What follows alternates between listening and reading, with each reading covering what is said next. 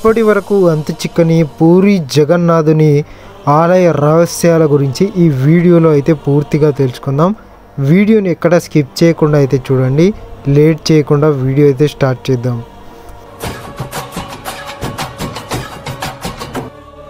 పూరి జగన్నాథ దేవాలయం భారతదేశంలోని ఒడిశా రాష్ట్రంలో బంగాళాఖాతం తీరాన ఉన్న పూరి పట్టణంలో గల ఒక చిన్న ప్రాచీన ప్రముఖమైన హిందూ దేవాలయం. కృష్ణ భక్తులకు లేదా విష్ణు భక్తులకు ఈ దేవాలయం ఎంతో ప్రియమైంది.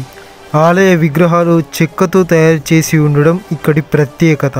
ఆలయంలో శ్రీకృష్ణుడు, సుభద్ర, బలరామ సమేతంగా దర్శనమిస్తాడు. జగన్నాథుడు విశ్వానికి ప్రభు పేరుతో ఆలయ దైవం అయితే ఉంది. సంస్కృత భాషలో జగత్, విశ్వం, నాథ్ అంటే ప్రభువు అని అర్థం. హిందూ ఆచారాల ప్రకారం భక్తులకు, ముఖ్యంగా విష్ణువు, కృష్ణుడిని ఆరాధించు వాళ్లకు 1078 నుంచి 1148లోనే నిర్మించబడ్డాయి. కానీ 1174లో ఒడిస్సా పాలకుడైన అనంగ భీమదేవ దీన్ని పునర్నిర్మించి ఈ ఆలయానికి ప్రస్తుతమున్న రూపునిచ్చాడు. 1558లో ఒడిస్సాపై అఫ్ఘాన్ సేనాధిపతి కాలాపహాడ్ దాడి చేయక ముందు వరకు ఆలయంలో జగన్నాథుని కొలవటం కొనసాగింది.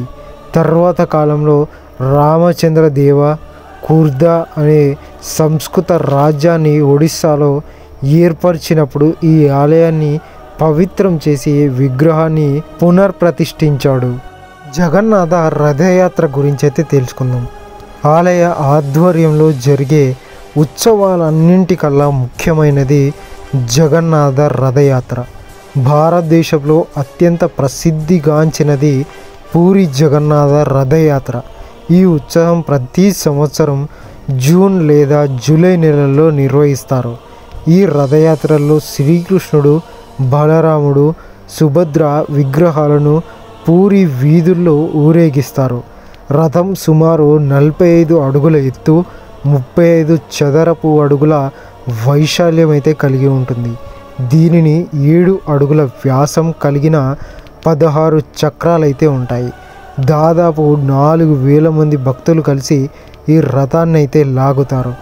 ఈ ఉత్సవాన్ని తిలకించడానికి భారతదేశం నలుమూలల నుంచి భక్తులు విశేషంగా తరలి వస్తారు. ప్రతి ఏటా కొత్త రథాన్ని తయారు చేయడం ఇక్కడి ప్రత్యేకత.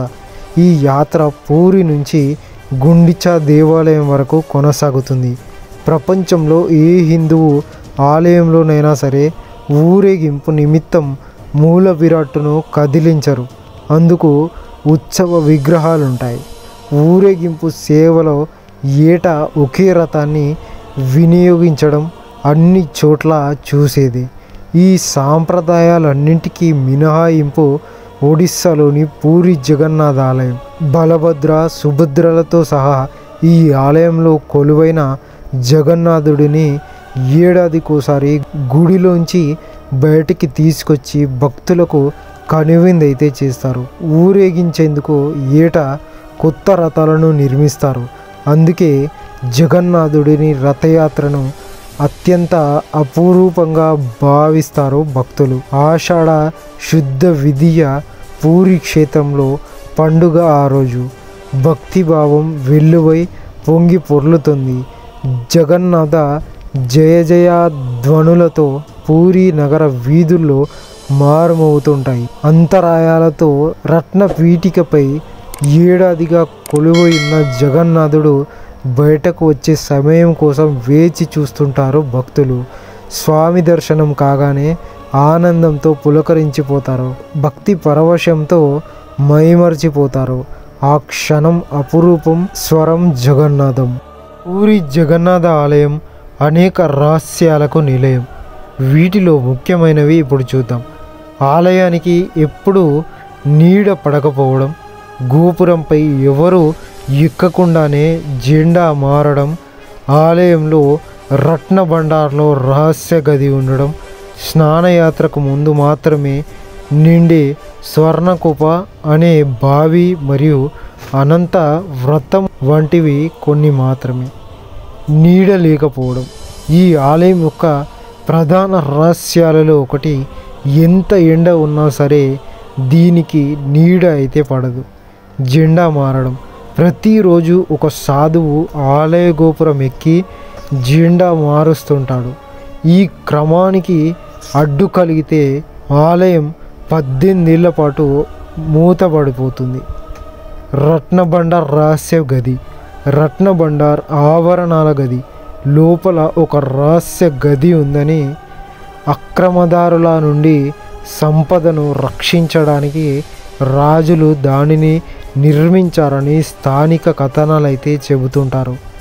స్వర్ణకుప ఆలయం ఉత్తర ద్వారం వద్ద ఉన్న స్వర్ణకుప బంగారు బావి ఏడాది పొడవునా ఈండిపోయి అయితే ఉంటుంది. కానీ స్నానయాత్రకు ముందు మాత్రమే ఇది నీటితో అయితే నిండుతుంది. ఆహారం వృధా లేకపోవడం ఈ ఆలయంలో ప్రతిరోజు దాదాపు 2000 నుండి 2 లక్షల మంది భక్తులు అయితే వస్తారు. కానీ ఆహారం మాత్రం వృధా కాకుండా ఒక నియమం ప్రకారం అయితే నిర్వహించబడుతుంది. 3వ అడుగు రహస్యం. జగన్నాథుడు, బలభద్రుడు మరియు సుభద్రల రథయాత్రలో 3వ అడుగుకు సంబంధించిన ఒక రహస్య కథ అయితే ఉంది. ఆలయ నిర్మాణంలో కూడా చాలా ప్రత్యేకంగా అయితే ఉంటుంది. గాలి వీచే దిశను కూడా పరిగణలోకి అయితే తీసుకొని దీనినైతే నిర్మించడం అయితే జరిగింది. 3 దైవాల రూపాంతరత. జగన్నాథుడు, బాలభద్రుడు, సుభద్ర అనే 3 దైవాల విగ్రహాలు కొయ్యతో చెక్కబడి అయితే ఉంటాయి. ఇవి ప్రతి 12 ఏళ్లకు ఒకసారి మార్చబడతాయి. పూరి జగన్నాథ్లో ప్రతి 12 ఏళ్లకు ఒకసారి జగన్నాథుని విగ్రహాలు ఎందుకు మారుస్తారో తెలుసా? దాని గురించి ఇప్పుడు తెలుసుకుందాం. చెక్కుతో ఉండే జగన్నాథుడు, బలభద్రుడు, సోదరి సుభద్ర విగ్రహాలను 12 సంవత్సరాలకు ఒకసారి మార్చే సాంప్రదాయం శతాబ్దాలుగా కొనసాగుతుంది. ఇలా విగ్రహాలను మార్చే సాంప్రదాయాన్ని నవకళేబర అంటారు. నవకళేబర అంటే జగన్నాథుని ఆలయంలో ప్రతిష్ఠించిన పాత జగన్నాథుడు, బాలభద్రుడు, సుభద్రుడు, సుదర్శన పాత విగ్రహాల స్థానంలో కొత్తవి ప్రతిష్ఠించడం. ఈ విగ్రహాలు చెక్కతో తయారు చేయబడతాయి. పూరిలోని శ్రీ జగన్నాథ దేవాలయం ఇది భగవాన్ జగన్నాథుడికి అంటే శ్రీకృష్ణుడికి అంకితం చేయబడిన ఆలయం. ఈ ఆలయం హిందువుల 4 ధామాలలో ఒకటి. ఈ ఆలయం శ్రీకృష్ణుడితో పాటు అతని అన్న బాలభద్రుడు, సోదరి సుభద్రాదేవి విగ్రహాలు కూడా ఉన్నాయి. ప్రతి 12 సంవత్సరాలకు ఒకసారి ప్రధాన ఆలయాల్లోని విగ్రహాలను మార్చే సాంప్రదాయం అయితే ఉంది. అయితే ఈ విగ్రహాన్ని మార్చే సాంప్రదాయాన్ని శతాబ్దాలుగా ఎందుకు ఆచరిస్తారో, ఈ విగ్రహాల తయారీలో ఏ చెక్కను ఉపయోగిస్తారో ఎన్నో రహస్యాలకు నెలవు పూరి జగన్నాథుడి గురించి తెలుసుకుందాం. జగన్నాథపురి రథయాత్ర. శ్రీ జగన్నాథ ఆలయ వార్షిక రథయాత్ర ఉత్సవం ప్రపంచవ్యాప్తంగా ప్రసిద్ధి చెందింది. ఈ యాత్ర ఆషాఢ మాసంలోని శుక్లపక్షం 2వ రోజున జరుగుతుంది. జగన్నాథుని రథయాత్ర కోసం శ్రీకృష్ణుడు, బలరాముడు, సుభద్ర దేవిలకు 3 వేర్వేరు రథాలు అయితే నిర్మించబడతాయి. ఈ రథయాత్రలో ముందుగా అన్న బలరాముడు రథం కదులుతుండగా, సోదరి సుభద్ర రథం మధ్యలో, జగన్నాథుని రథం చివరిగా వెనుక వైపు కదులుతూ కొనసాగుతుంది. రథాలపై కూర్చున్న భగవంతుడు తన మేనత్త ఇంటి గుండిచ ఆలయానికైతే వెళ్తాడు. ప్రతి 12 సంవత్సరాలకు ఒకసారి విగ్రహాలు ఎందుకు మారుస్తారంటే, జగన్నాథ ఆలయంలో విగ్రహాలను ప్రతి 12 సంవత్సరాలకు ఒకసారి మారుస్తారు. చెక్కతో ఉండి జగన్నాథుడు, బలభద్రుడు, సోదరి సుభద్ర విగ్రహాలను 12 సంవత్సరాలకు ఒకసారి మార్చే సాంప్రదాయం శతాబ్దాలుగా కొనసాగుతుంది. ఇలా విగ్రహాలను మార్చే సాంప్రదాయాన్ని నవకళేబర అంటారు. నవకళేబర అంటే జగన్నాథుని ఆలయంలో ప్రతిష్ఠించిన పాత జగన్నాథుడు, బలభద్రుడు, సుభద్రుడు, సుదర్శన పాత విగ్రహాల స్థానాల్లో కొత్తవి ప్రతిష్ఠించడం. ఈ విగ్రహాలు చెక్కతో తయారైతే చేయబడతాయి, అవి క్షీణిస్తాయి అని అందుకే ప్రతి 12 సంవత్సరాలకు ఒకసారి వాటినైతే మారుస్తారు. నవకళేబర సాంప్రదాయ రహస్యం. విగ్రహాలను మార్చే సమయంలో నగరం మొత్తం విద్యుత్ సరఫరా నిలిపివేస్తారు. నగరం అంతా అంధకారంగా ఉంటుంది. విగ్రహాల భర్తీ ప్రక్రియను గోప్యంగా ఉంచేందుకు వీలుగా ఇలా చేస్తారు. విగ్రహాలను మార్చే సమయంలో అక్కడ ఒక ప్రధాన పూజారి మాత్రమే ఉంటారు. అప్పుడు ఆ ప్రధాన పూజారి కళ్ళకు గంతలైతే కడతారు. విగ్రహాలను మార్చే ప్రక్రియ పూర్తిగా గోప్యంగా ఉండేలా ఇలా చేస్తారు. ఏ చెక్కతో ఈ శిల్పాలను తయారు చేస్తారో చూద్దాం. ఈ శిల్పాలను వేప చెక్కతో తయారైతే చేస్తారు. జగన్నాథ ఆలయ ప్రధాన అర్చకుడు ముందుగా కొత్త విగ్రహాలకు సరైన చెట్లను ఎంపిక చేస్తారు. చెట్లు వేప మాత్రమే ఉండాలి.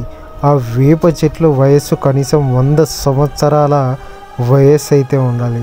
అలాంటి చెట్లకు ఎలాంటి లోపం ఉండకూడదు.